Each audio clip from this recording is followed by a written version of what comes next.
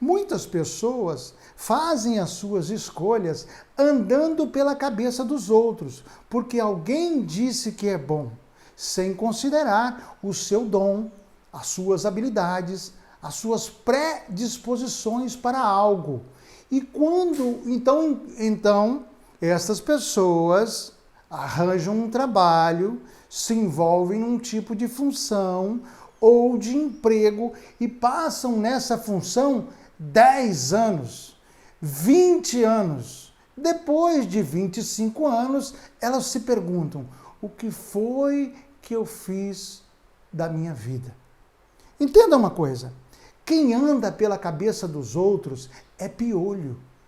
Você precisa compreender que na sua escolha, na sua função, na sua profissão, é necessário que você seja profundo, que você seja minucioso, que você seja exigente, que você seja detalhista, porque somente assim você vai estudar o suficiente, você vai se esforçar o suficiente, você vai focar o suficiente para ter o resultado suficiente. Se não for isto, você é só mais um. Então, as coisas que nós precisamos considerar até aqui é o tempo da nossa força. Qual é o nosso dom?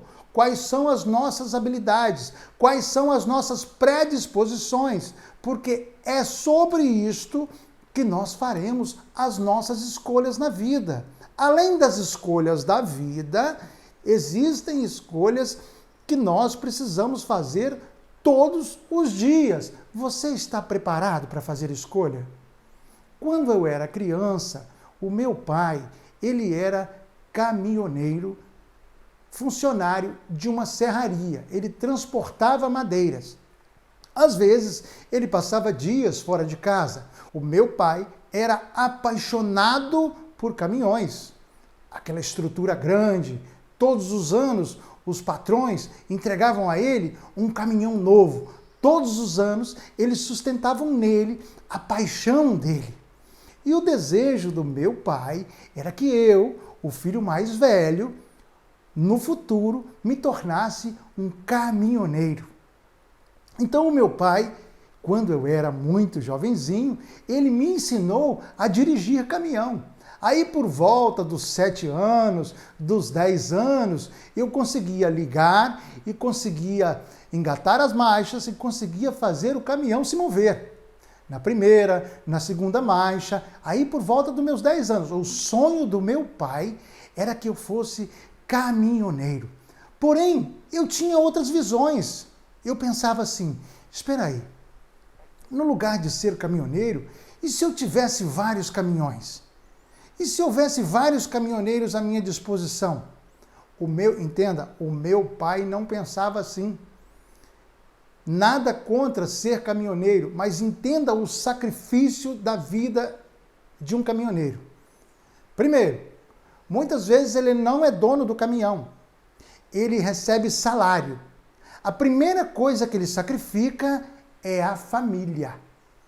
Ele passa dias distante dos filhos, dias distante da esposa, dias distante da família, sacrificando a sua vida pessoal.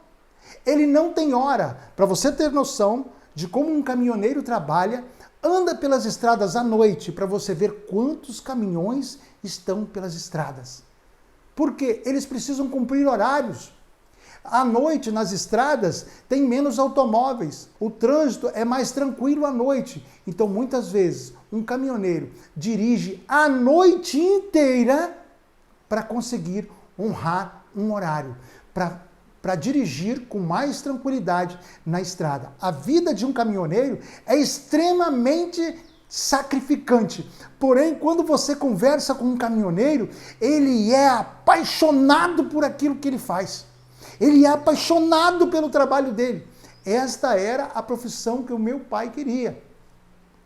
Porém, eu comecei a pensar assim, espera, se eu tenho uma empresa de frete, de logística, eu posso contratar vários caminhoneiros para trabalhar para mim. Eu vendo, tiro o valor do frete tenho lucro em cima, porque vendo um pouco mais caro, e no lugar de ser um caminhoneiro assalariado, eu sou um empresário de uma empresa de transporte sem ter comprado um caminhão. Na minha casa, na minha cama, no meu telefone, eu abro uma empresa de transporte e passo a vender o serviço de transporte para as empresas, para clientes privados, para quem quer que seja, porque o transporte existe, porque existem os clientes que necessitam do transporte. Existem as estruturas de entregas que são do governo federal, como os Correios, por exemplo, mas existem infinitas estruturas que são particulares. Eu não preciso ser caminhoneiro, eu não preciso viver de salário, eu posso pegar esse tipo de ramo, esse tipo de mercado. Quem começa grande é monstro. Comece pequeno, fazendo pequenos fretes, pode ser com moto, pode ser com automóveis pequenos, podem ser com caminhões, podem ser com automóveis medianos, pode ser transporte aéreo, pode ser transporte ferroviário, mas comece com uma outra visão. O que vai fazer com que você vença, com que você cresça financeiramente, é sempre a sua visão. Se você não tiver visão de onde você quer chegar, você não vai conseguir chegar, porque você não sabe qual é o caminho a escolher. Quando o meu pai envelheceu como caminhoneiro, antes de se aposentar, ele se machucou. Porém, ele não queria se aposentar por invalidez. Então eu precisei continuar pagando o INSS dele para que ele pudesse se aposentar. No caminho que o meu pai estava seguindo, ele iria se aposentar depois de 35 anos de trabalho com um salário mínimo. Na sequência do pagamento do INSS, nós pagamos sobre 5 salários mínimos. Eu precisei ajudar, junto com uma outra irmã também que ajudou, e assim o nosso pai conseguiu ter uma aposentadoria com 2 salários. No final, quase aos 70 anos de idade, o meu pai continuava sem realizar o sonho dele, porque tudo que ele fez na vida, no tempo da força dele, foi para criar 5 filhos e ter uma casa para morar. Meu pai era um homem muito honrado, mas com quase 70 anos, ele compreendeu que eu fiz escolhas diferentes da dele. Eu sentava o meu pai no escritório, os clientes vinham e deixavam grandes somas em dinheiro que não eram dos meus patrões, porque o meu patrão era eu, e o meu pai tinha muito orgulho de mim.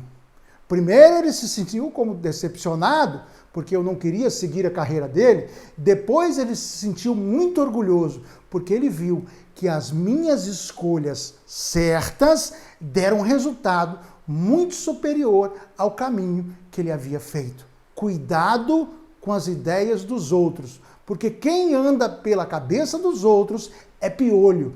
Cuidado com as paixões. Muitos jovenzinhos querem ser grandes jogadores por causa da imagem dos jogadores que a TV mostra. Porém, existe uma competição tremenda para ser um jogador profissional. E os que vencem são aqueles que a mídia escolhe.